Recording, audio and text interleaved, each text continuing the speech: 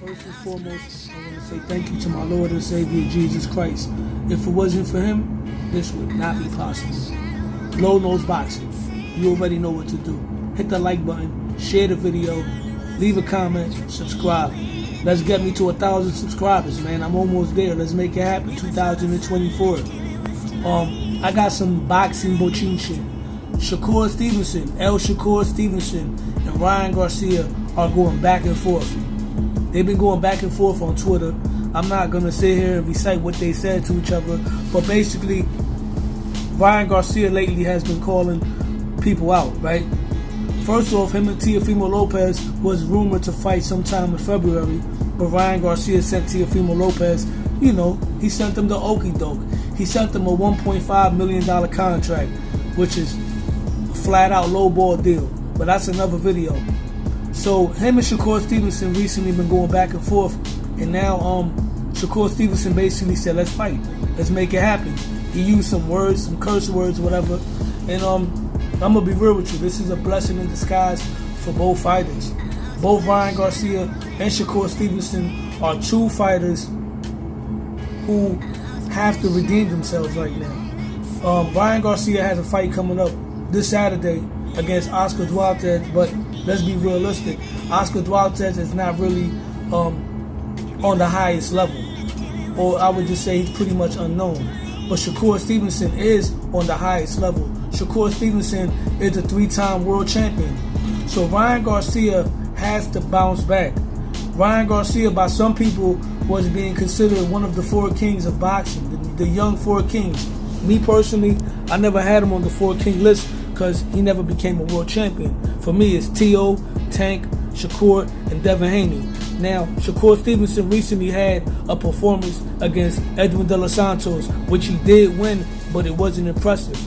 It's a performance where Shakur Stevenson has been getting a lot of criticism from the fans, from social media, all over the place. So, this is the year that people felt that maybe Shakur Stevenson would land a big fight against probably Devin Haney or Gervonta Davis. And it's bad enough that Shakur Stevenson was already being avoided, right, prior to the Edwin De Los Santos fight.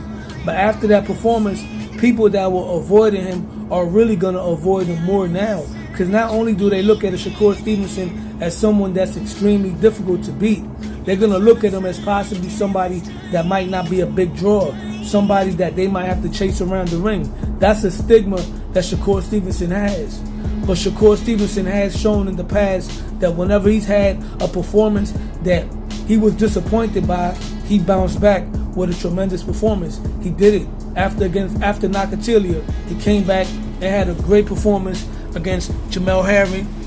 He outboxed Oscar Valdez. He stopped Yoshino. He had a very good performance against Concepcion, the Brazilian guy, the one that fought on his card.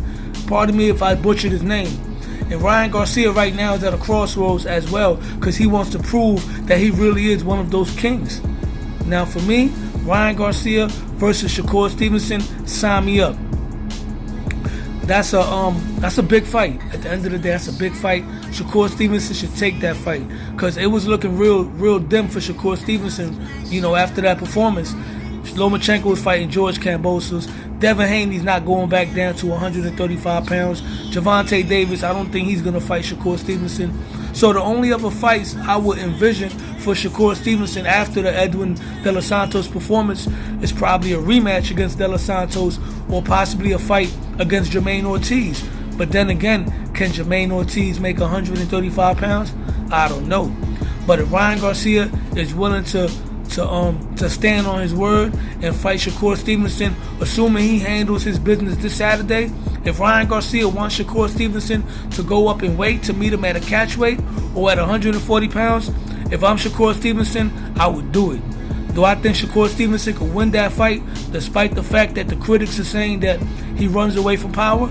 Absolutely. I think Shakur Stevenson could dominate Ryan Garcia, but it's still a very intriguing matchup. It's a fight that can sell. It's a fight that can do pay-per-view numbers. Shakur Stevenson's going to talk his talk. Ryan Garcia's going to talk his talk. Both fighters have a built-in / Puerto Rican Mexico rivalry, right? You got Shakur Stevenson recently being backed up by the Puerto Rican fan base, along with the African American fan base, right? And you got Ryan Garcia, who's a Mexican American as well. So this is a very intriguing fight. If promoted properly, this fight could sell. Sign me up. Ryan Garcia versus Shakur Stevenson. This fight has to happen.